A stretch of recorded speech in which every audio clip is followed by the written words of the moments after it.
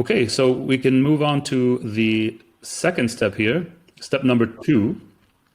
We can talk about that. Sure. Now, in the second step, so now we are aware of what assets we use, what the process looks like, who's involved, who has what authority, who needs to be involved at what step. So that step, we take a deep dive into the contract.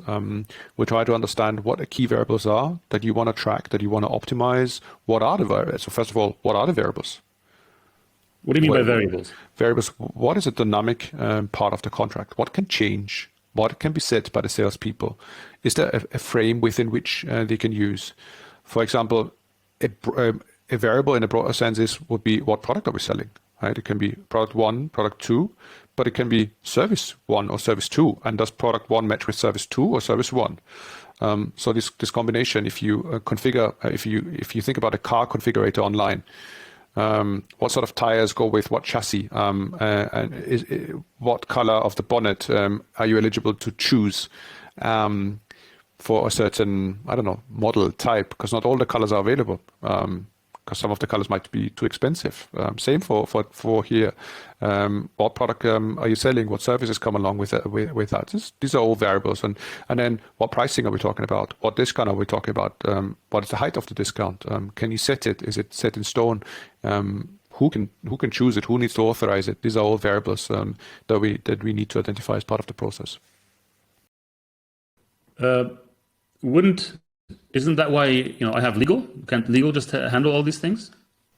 Yes and no. I mean, legal needs to be part of this whole process. Legal needs to also set their rules as part of the contracting process. They also have a certain set of variables. Not everything is determined by sales. Some of the variables are determined by sales. Some of them are determined by legal. For example, you might want to talk about the liability clause and how would you indemnify yourself. Are you going to put some indemnification clauses in there, and would you limit your risk and your exposure? What can you be held liable for? These sort of things. And does that change with any of the products that you're selling? Some of the products that are quite expensive obviously need to come with a larger liability clause, larger liability sum. Smaller products you might not take on any liability whatsoever, or just limit it to a very small amount. So it really depends what you're selling. I like this analogy of the car configurator.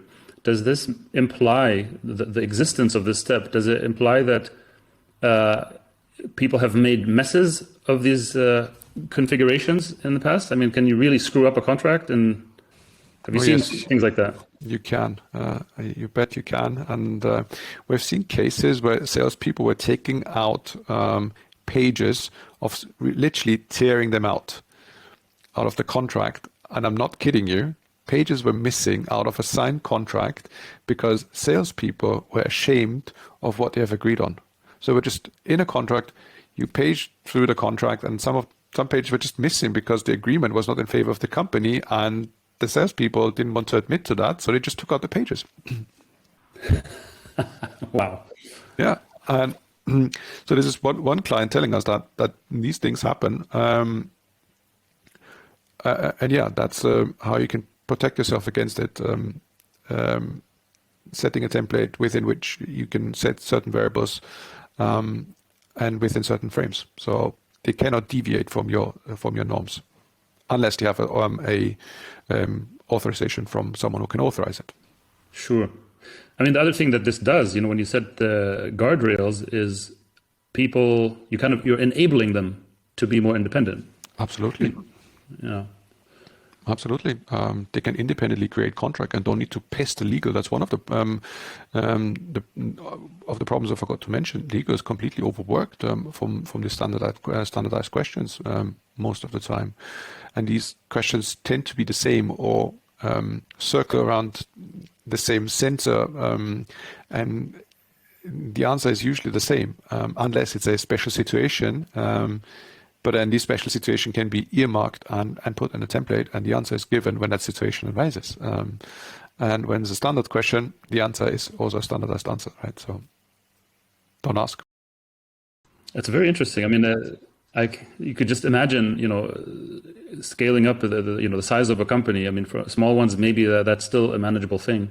If you have 10 salespeople, repeatedly asking the same questions, versus 100 or versus 1,000 salespeople, that can very quickly become very painful for legal. It can be, and that it's not only sales contracts; it's also employment contracts where the same problem arises.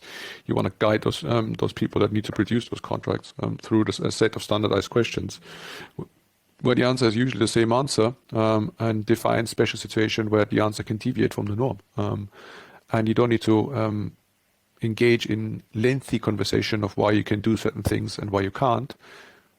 Enable your employees, give them the answer straight away, explain certain clauses, and you make the life of your salespeople and everyone else in the organization a lot easier.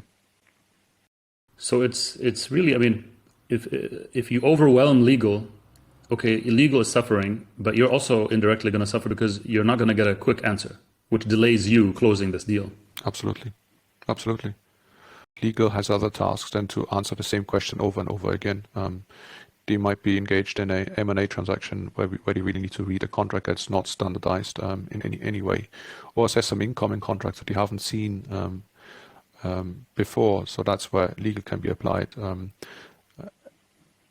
But when it comes to contracts that your organization is sending out on a daily basis, the answer is usually the same, and you can help salespeople to be a lot more efficient by giving them answers, providing explanation, and helping them in their daily work. Mm-hmm. One thing we didn't cover yet is how much time would this step entail?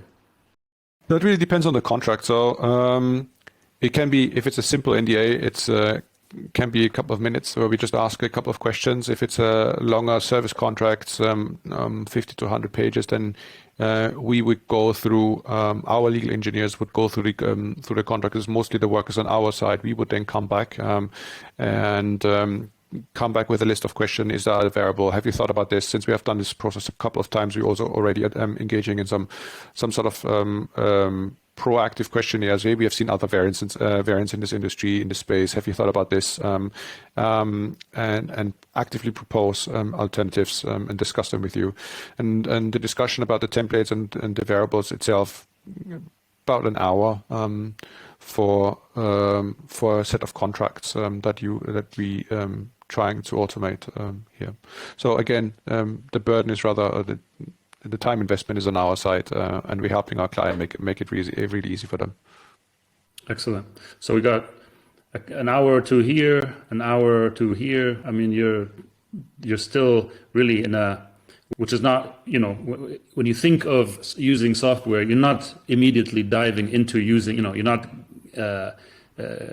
getting at the wheel or taking the wheel and driving this thing right away. There's definitely, and rightfully so, a setup component here, which is also, when we speak of value, that's a lot of value that is imparted from the get-go. Absolutely.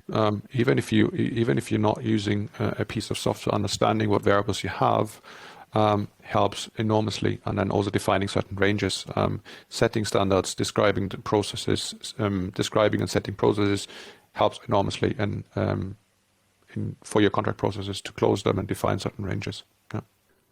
Fantastic. So the transformation in this step says here unknown to specific. Yeah. What does that summarize that for us? So if we pick out a variable, for example, if you want to, if we talk about prices, for example, we make this tacit knowledge into something very explicit that's clear for everyone to understand. So what are the prices? What are the products that we have on offer? What's the sort of combination? It's quite specific. It's not fuzzy. How much discount can you offer? It's actually really specific. How much you can go up in your discount? Is it discretionary? Do you have freedom to choose within certain ranges? It's really specific, and you define it. You define the process, and that's how you gain value for your organization. I love it. I mean, you're sticking to the doctor's analogy here.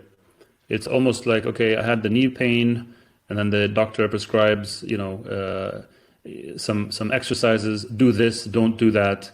But again, we're talking about guardrails that keep people on track and enable them to be more independent which and saves a lot of time and resources. Absolutely. Yeah.